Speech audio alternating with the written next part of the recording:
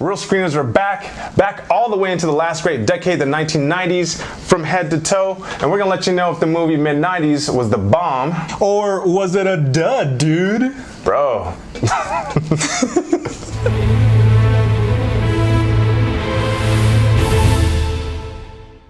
Mid90s is written and directed by Jonah Hill, best known for his acting chops in movies like Superbad, 21 Jump Street, and more serious fare like The Wolf of Wall Street. It stars Sunny Suljic, Katherine Waterston, probably better known for her roles in Fantastic Beasts and Alien Covenant, and Lucas Hedges, who is the Academy Award nominee for Manchester by the Sea.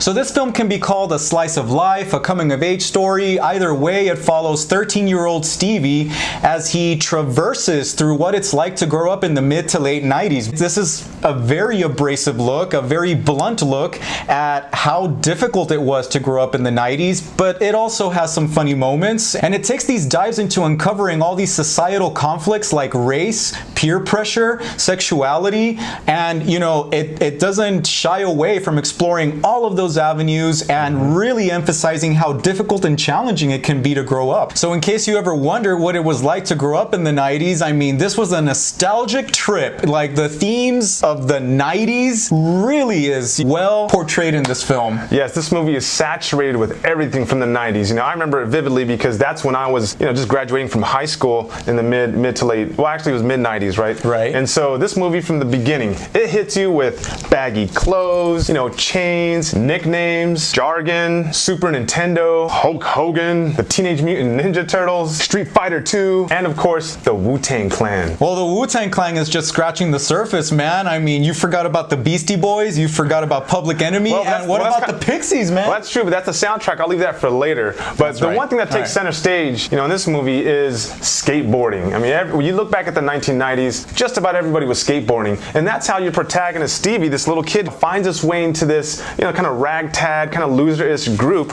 of older teenagers, and that's where the conflict arises because... Well, yeah, that's his escapism, I think, you know, because like... His brother's always beating his butt. Oh, yeah, he comes from a very dysfunctional household, and that really is what this movie focuses on, is his brother, played by Lucas Hedges, just beats the crap out of him. Like physically, like throwing him and very abusive, punching him. Very abusive, and the mom seems to be not really paying attention. She's unaware of what's going on in her home. Right, but her character lends you to believe that maybe she's like, you know, working hard too, but she's like, her boys are doing what they want to do. Right, they're doing what they want to do, and Stevie, you know, as a way to escape his brother's abuse, makes friends with these skaters, right? Right. They hit it off really well, but there's all sorts of interesting little conflicts even within that group, right? You know, they have these very difficult discussions about race, and one of them goes like, what do you mean by black people? You know, like, it just shows you how ignorant they are about the whole race issue. Right. And then they have that kind of like a round table, you know, talking about, you know, is it true that black people this or white people that, you know? It's about getting to know each other and about kind of like some hazing going on, like, let's make you suffer so that you can be a part of our little group. You know, it takes a turn into the confusion of uncovering your sexuality and, well, I just met this girl and what do I do? You know, I don't know what to do. Yeah, so it takes you through almost the whole gamut of this young kid trying to find his way, you know, as he's going into becoming a teenager. Right, and it's very accurate. You know, it felt very documentary-like. Yes, absolutely. And very authentic, you know, very true to what growing up is really like. Yeah, they show this kid who at the beginning isn't sure what to do, but he's doing it because he wants to fit in, or maybe he thinks it's cool. You know, there's a scene where the boys are, you know, illegally skateboarding somewhere, and then there's a rent-a-cop, and there's a funny exchange between the kids and the rent-a-cop, and so the kid's right about to leave because he thinks it's the lawful thing to do, but then the kids are, you know, his homies are trying to pull him back. And they're taunting the cop. That's hilarious. You know, and they're also exploring with drugs, and of course this movie really explores the damaging effects of drug use, you know. Oh yeah, it really delves into that. There's a time where this kid is taking chances and taking physical risks. You know, I don't want to give anything away because he feels like, you know, hey, I want to be just like the older kids, and so you see this kid getting his butt butt kicked one way or the other throughout this movie, and it's very symbolic, right? Yeah, so while it takes some really authentic dives at all of those issues, for me, they could have explored the motivation of some of the characters a tad more, especially like the older brother maybe, and some of the other characters. I really didn't get a sense of why they were acting out the way they were acting. I mean, there were hints here and there, but I wish they would have delved more into that. And also, it seems like these guys got away with murder a lot of the times. Like, they didn't get a lot of like repercussions for their actions. Yeah, but I think kind of like in the 90s, right, that happened a lot more than it does now, because now, you know, there's more scrutiny on things. People are recording things all the time. True. Parents, I don't know, depends who you talk to, right? Some parents are a little more on top of things these days. Yeah. And back then it was a lot more loose, right? Yeah. And you couldn't keep track of your kids as much because there were no cell phones. I guess I was just shocked by how much they got away with, I suppose. But yeah, but you know what? I mean, I was around some of that stuff growing up, so I totally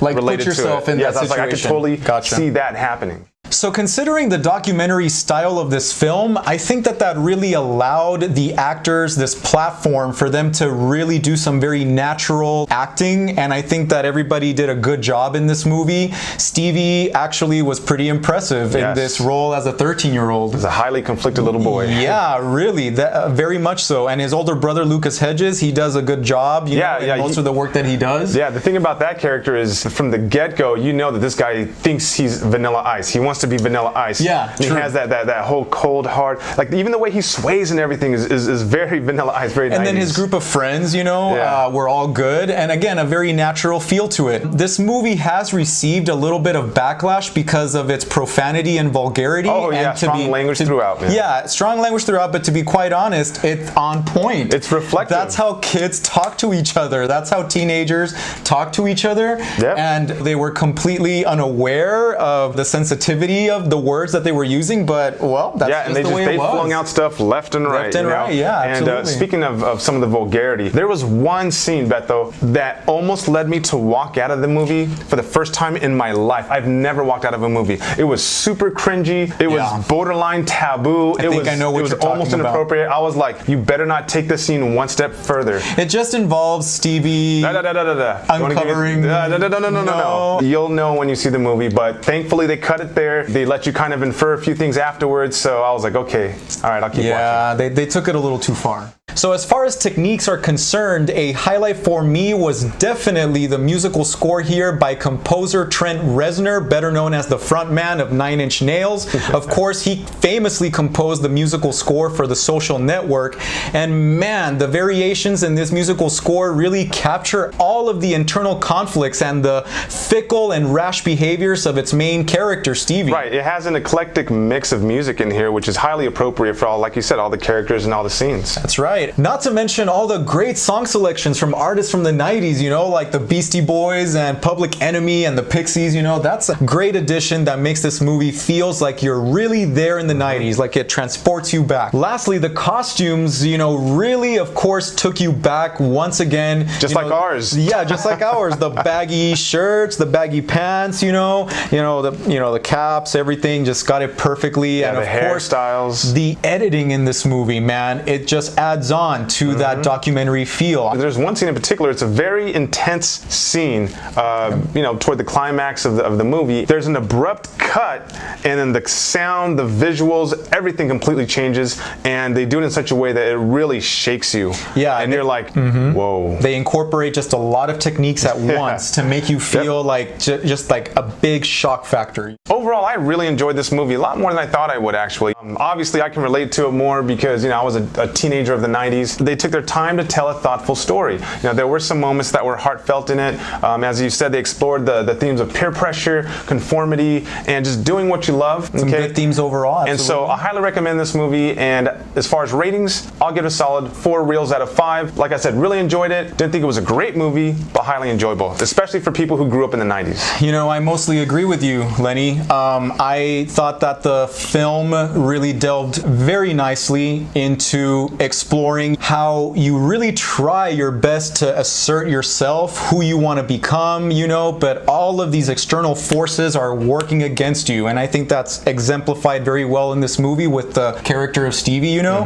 I just felt the movie was super abrasive though. Like, man, it hit me hard, like with a bunch of like really tough scenes. That's real life, brother. That is real life. And so in that way, it is, you know, very honest, you know, and very authentic. But again, for me, a little bit of some loose ends with the character development. And so I'm going to agree with your rating, and I was going to give this movie 4 stars All as right, well. we agree for once on the rating. Well, go out and watch this movie, and if there's an Alamo Draft House in your city, definitely hit that place up. It's a fantastic place for all the reasons we've said in previous videos, guys. It's awesome. That's right. They're always revamping their menu and bringing great movies. And Blockbusters and indie films. That's right, yes. And of course, as always, if you enjoy our reviews, please hit that subscribe and bell button and join us for a real take on movies.